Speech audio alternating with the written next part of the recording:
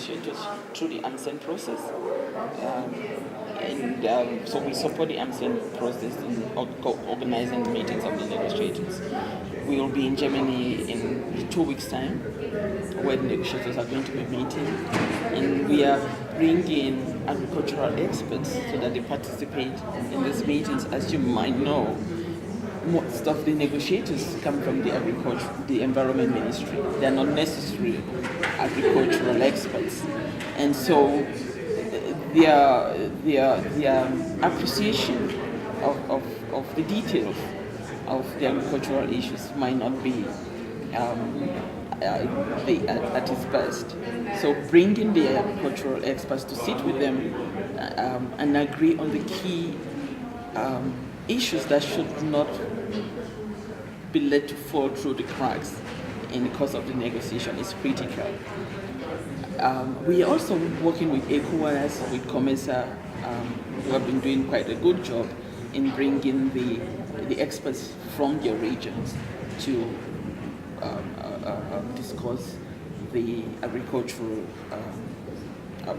discuss how to make sure that the agricultural issues are fully considered in the manner that the Africans would like to see in the negotiations. So we're working with AMSEN through the coordinated process that the African Union has put in place. As you might know, you have the expert coordination, you have the ministerial level coordination, and the heads of state coordination. So at all three levels, NEPAD is contributing to the discussions towards Paris. And one issue that is coming up at this forum has to do with gender mainstreaming in the whole activities of the alliance. Which critical areas are you ensuring that we put our women at the helm of affairs in trying to ensure that they do practice smart when it comes to agriculture? I think that's a brilliant question. But for me, I want to interpret what most is climate smart agriculture. I just don't want to go by the definitions that have been given by FAO and that we all use looking at adaptation, mitigation, and livelihood. But look at climate smart agriculture in the broader sense and say, this is the way Africa has to do agriculture. And by that I mean, we have to have the appropriate policies in place. We have to have policies that are gender appropriate. Because as we know, women are the majority of African smallholder farmers.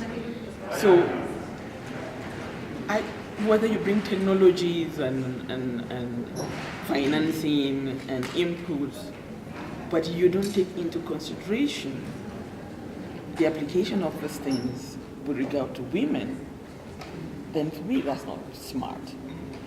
So at the center of climate smart agriculture, we need to have a full recognition that we need to have women at the center of the decisions that we make, whether it's in policies, whether it's in technology, whether it's in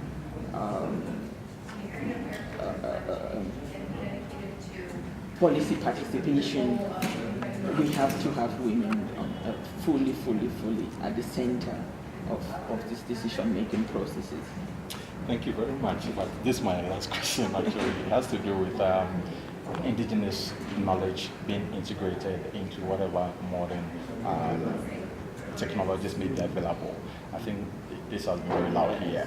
How do we ensure that local knowledge is really integrated? Yeah. For me, one of the really beautiful things about this meeting is that we have had really important issues come up, and some of these issues, frankly, have not been given such high prominence in some of the CADAP meetings that we have had. And that the issue of local knowledge, indigenous knowledge, is critical. We have to start from a premise that our farmers do know something, and they do. When you go on the ground and talk to them, they might not be using the academic terminologies and words, but they tell you what they observe on the ground, whether in terms of seasonal patterns, whether in terms of your planting seasons or the production of their farms. They tell you all of these things. And they have some solutions, they have answers. Some of them tell you we have been observing this and this is how we have been adjusting to these changes. So I think we need to listen to them, both in terms of their observation, but also in terms of their cultural practices. One of the issues when we talk about, gender and women participation, I think we want to also believe that Africans, we still have traditional societies, So we need to put into context the relationship, the social relationship, the family relationship, and the communal relationship that we have, so that we don't solve one problem by creating other problems.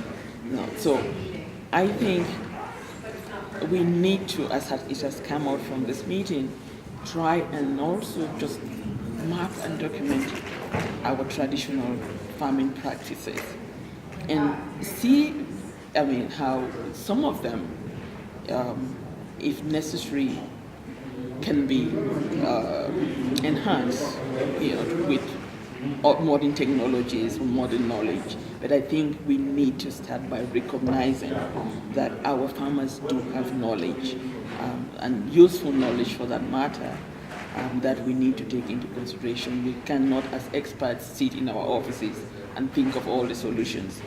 We need to listen to them and listen to them and what they think they need and what can work within their context. Thank you very much.